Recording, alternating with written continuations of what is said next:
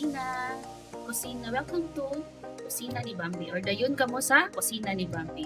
Okay, for today's video, magluto ta o um, pinaksiw, fish paksiw sa Tagalog or sa Bisaya is inununan.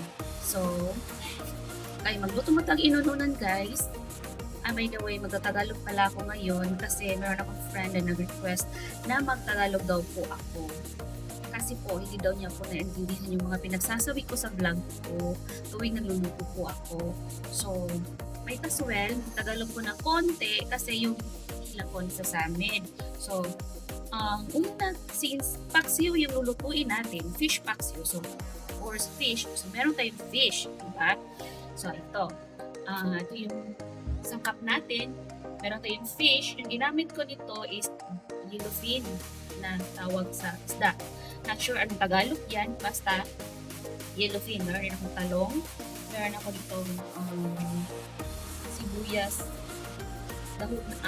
bumbay. Anong Tagalog sa bumbay? Ewan ko, kayo na nakakalam dyan kung anong Tagalog sa bumbay.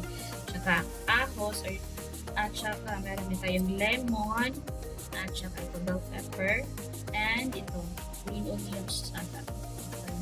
Yeah, green onions.